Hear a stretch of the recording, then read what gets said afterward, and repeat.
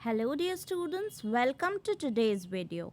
आज के इस वीडियो में हम स्टडी करेंगे केन इंडस्ट्री के बारे में, जो कि बेंत उद्योग के नाम से जाना जाता है। इंडस्ट्रियल बॉटनी का एक बहुत ही इम्पॉर्टेंट टॉपिक है केन उद्योग। इसके बारे में हम सारी जानकारी आज स्टडी करेंगे। This is assistant professor Muskan Jain and let's start our topic.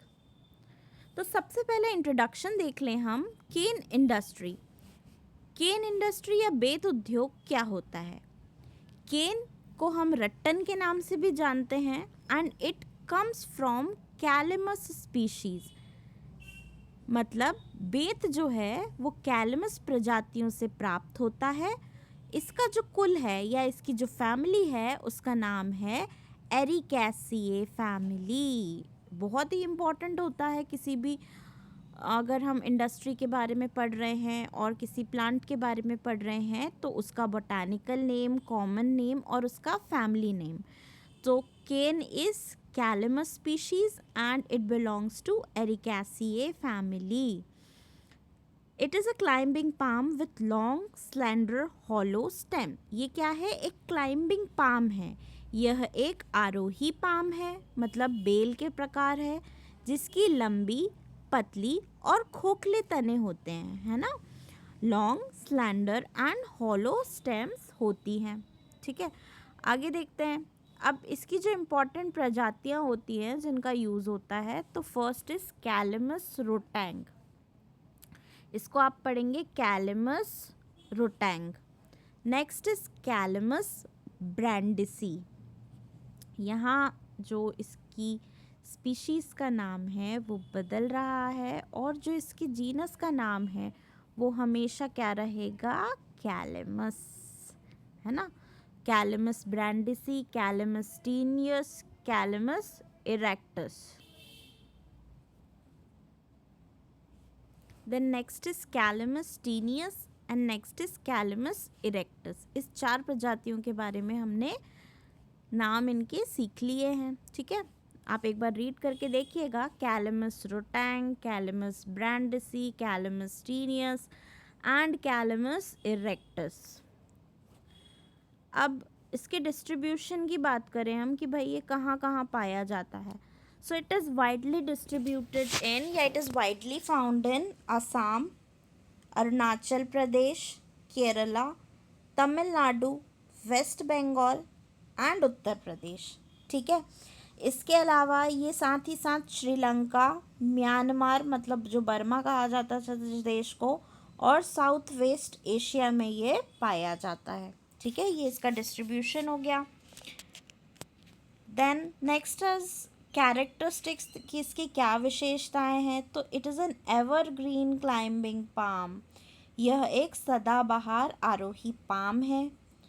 ये long, flexible, hollow and durable है।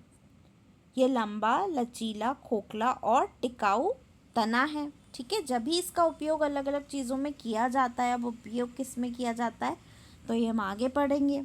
ठीक है, साथ ही साथ ये strong, tensile and easy to bend है। मतलब ये मजबूत भी है, तन्य है और मोड़ने योग्य है, इसलिए बहुत सारी चीज़ें इससे बनाई जा सकती हैं। ठीक है, देन हम देखें इसके यूजेस या उपयोग। अब देखो, यहाँ पर आपको डलिया दिख रही हैं, बैग्स दिख रहे हैं, मैट या चटाई दिख रही हैं, है ना। तो सबसे पहले हम उपयोग देख लेते हैं। यहाँ पर भाई मेकिंग फर्नीचर, क्या क्या बनता है? चेयर, टेबल, सोफ़ा, ये सब बन सकते हैं। हाउस होल्ड आर्टिकल्स बन सकते हैं, मतलब घरेलू वस्तुएं बन सकती हैं, टोकरी, चटाई, ट्रे वगैरह। हैंडीक्राफ्ट के जो प्रोडक्ट्स होते हैं, मतलब वॉकिंग स्टिक्स, अम्ब्रेला या डेकोरेटिव आइटम्स, मतलब लाठी, छाता, सजावटी वस्तुएं, ये सब बनाई जा सकती हैं। Then they are used as eco friendly material for modern interior. आधुनिक साज सज्जा के लिए पर्यावरण अनुकूल सामग्री हम केन को कह सकते हैं। ठीक है, ये आपको इसके यूजेस क्लियर हो गए।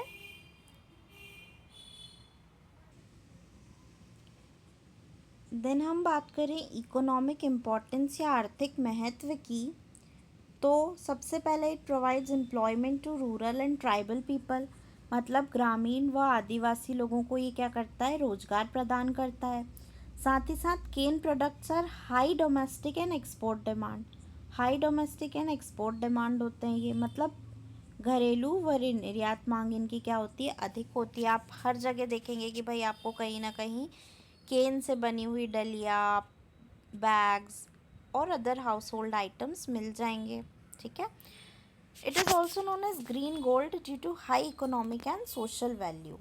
अब ये जो केन है ना, इसे ग्रीन गोल्ड के नाम से जाना जाता है, या इसे कहा जाता है कि ये क्या है, हरा सोना है, क्योंकि इसका जो आर्थिक और सामाजिक महत्व है ना वो बहुत अच्छा है, बहुत ज़्यादा है।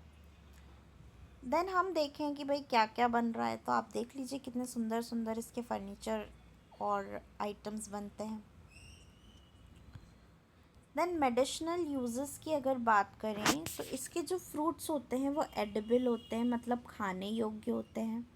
साथ ही साथ इसमें से एक लाल कलर की रेजिन निकलती है ना, लाल कलर की रेजिन निकलती है जिसे ड्रैगन्स ब्लड के नाम से जाना जाता है। ठीक है। और it is used medicinally as astringent, और ये मेडिसिनली यूज़ की जाती है औषधि के रूप में या एस्ट्रिंजेंट के रूप में। Then how is dragon's blood used? So dragon's blood is commonly used for digestive health। digestive health के लिए इसको यूज़ किया जाता है ना। और साथ ही साथ क्या होता है, it is used for wound healing and some healers used as it as for respiratory issues. मतलब सांस से रिलेटेड जो इश्यूज़ होते हैं ना उसके लिए भी ड्रैगन्स ब्लड को यूज़ किया जाता है। साथ ही साथ कुछ गैस्ट्रो इंटेस्टिनल कंडीशंस के लिए भी इसका उपयोग किया जाता है। It claimed benefits for the digestive system के लिए भी ये बेनिफिशियल है ना। और it is also still found in some natural dyes, paints, varnishes and incense. इन सभी चीज़ों में भी इसका उपयोग किया जाता है। आई होप आपको ये क्लियर हुआ है ना। ड्रैगन्स ब्लड जो है वो एक प्रकार की रेड कलर की रेजिन है जो कि मेडिसिनली भी इम्पॉर्टेंट है, और ये जो है ये केन से निकलती है। So thank you for watching this video. Keep studying.